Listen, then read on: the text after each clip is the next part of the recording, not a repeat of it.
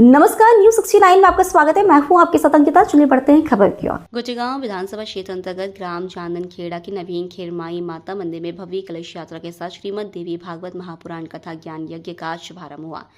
श्रीमद देवी भागवत का आयोजन 19 मार्च से 27 मार्च तक, इस दौरान सैकड़ों श्रद्धालु मौजूद रहे। गुरुवार को कथा के शुभारंभ से पहले कन्याओं ने सिर में कलश धारण कर कलश यात्रा निकाली। शोभा यात्रा का गांव में जगह जगह पुष्प वर्षा कर भव्य स्वागत किया।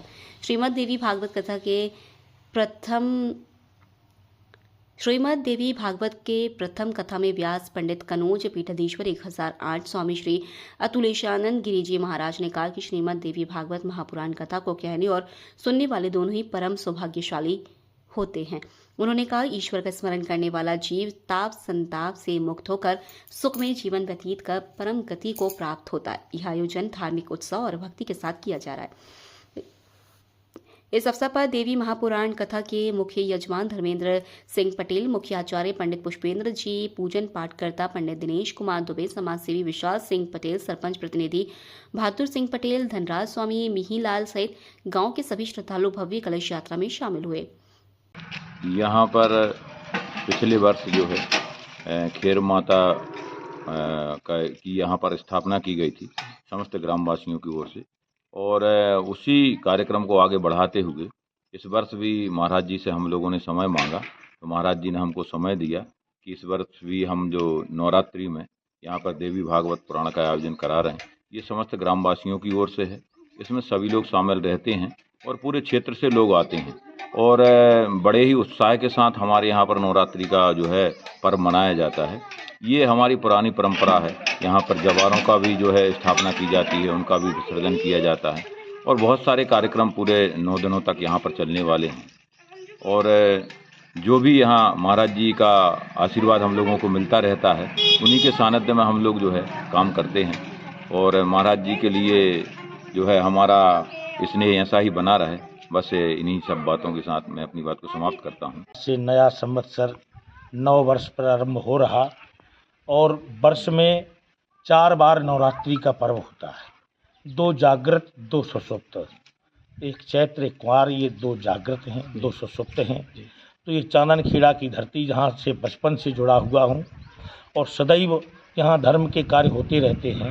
हमारे विशाल सिंह जी, बहादुर सिंह जी और हमारे पंडा जी, सभी लोग जितने भी यहाँ के सदस्य हैं जनप्रिय, जन जन से मुझे बचपन से प्रिय हैं और ये लोग बहुत श्रद्धा स्नेह प्रेम करते हैं।